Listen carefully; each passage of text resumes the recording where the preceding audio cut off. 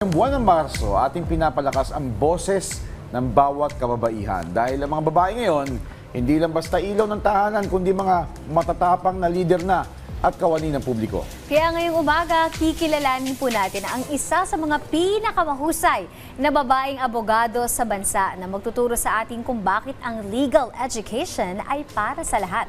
Makakasama po natin ngayong umaga si Attorney Kay Magundayaw, spokesperson ng Food and Drug Administration at former Executive Director ng Philippine Commission on Women.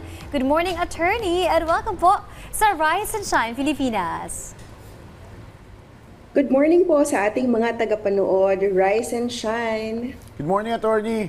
Napakalayo na po ng narating ng kababaihan sa larangan ng serbisyo publiko. Kung ihahambing natin noon, paano niyo po nakikita ang pagbabago sa papel at impluwensya ng mga babaeng leader ngayong taong 2026?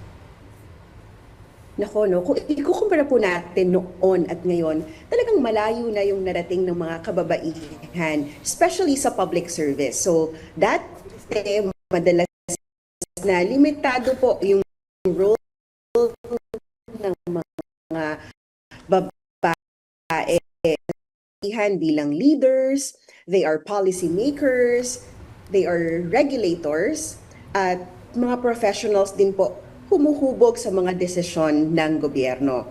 So, women leaders have also played an important role in strengthening the institutions and of course advancing the social reforms.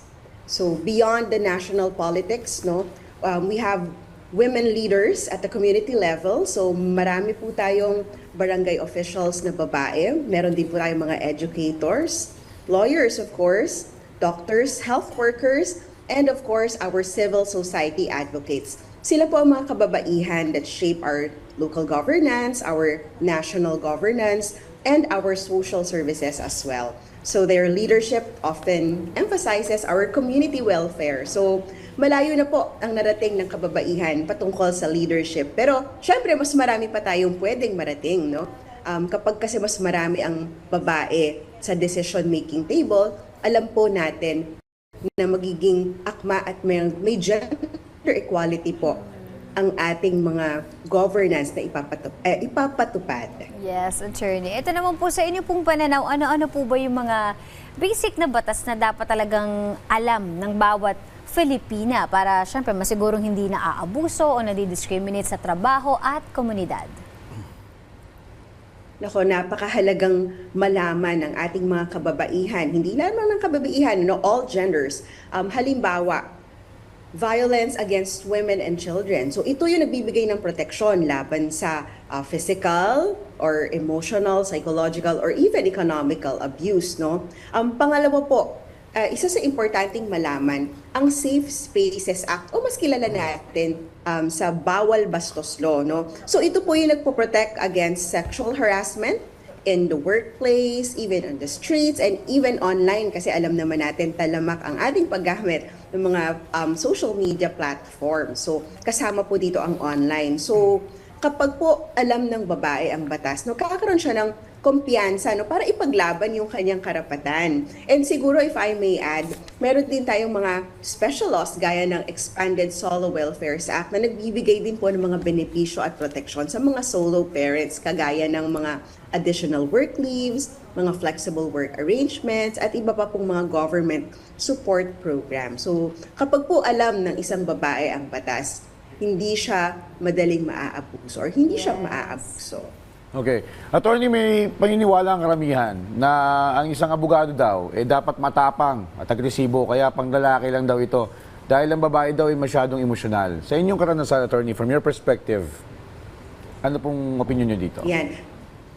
Opo. Madalas nating marinig yung stereotype na yan, na emotional daw masyado ang babae. Pero minsan, ginagamit po natin ito, para questionin yung kakayahan ng babae sa leadership, or even sa practice of law. Pero sa totoo lang po, sa public service at sa legal profession, empathy is actually a strength. So, kapag kasi may empathy ka, mas naiintindihan yung tunay na sitwasyon ng taong pinaglilingkuran mo, So, working with your heart, and lalo na po sa mga biktima ng pang-aabuso, ng discrimination, ito po ay nakakatulong sa mga naghahanap ng hustisya. So bilang abogado, hindi lang naman po puro legal provisions at mga technical arguments ang trabaho natin, no? Kailangan din pong makita ang human side ng bawat kaso. Kung papaano naaapektuhan ang buhay ng isang tao o maging ng isang pamilya, no? So sa aking karanasan po, ang empathy ay nagbibigay ng mas malalim na sense of justice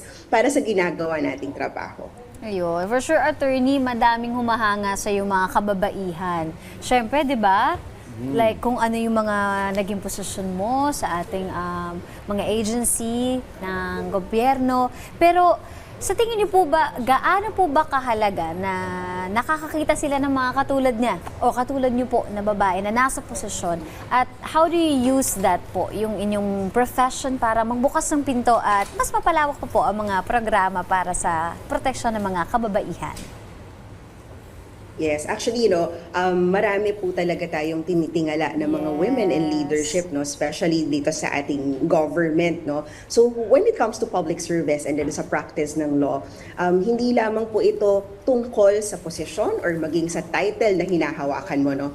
For me po, may kasamang responsibility yung pagiging leader mo, no. So yung responsibility po ay gagamitin hindi lamang yung kaalaman natin, but of course, the opportunity na magkaroon tayo ng maitulong or mag-create ng impact sa iba. Lalo-lalo na po sa mga kababaihan natin sa mga marginalized sector or yung mga wala pang access sa information at protection na mga kailangan nila. Kaya po maraming salamat din sa Rise and Shine para makapagbahagi ng mga information para sa ating mga kababaihang nanunood or nakikinig ngayon. Kung may isang bagay po, na gusto kong makita sa mga kabataang babae ngayon, ito ay yung may lugar sila sa leadership, maniniwala sila sa sarili, at sila po ay may boses na mahalaga in shaping our community. Kahit na ikaw ay nasa community level, ikaw ay nasa national level, your voice matters. On that note, maraming salamat po, Attorney Kay Magundayo, sa pagbibigay ng inspirasyon ngayong umaga sa aming programa. Thanks, Attorney. Thank you, attorney. Maraming salamat po, Rise and Shine.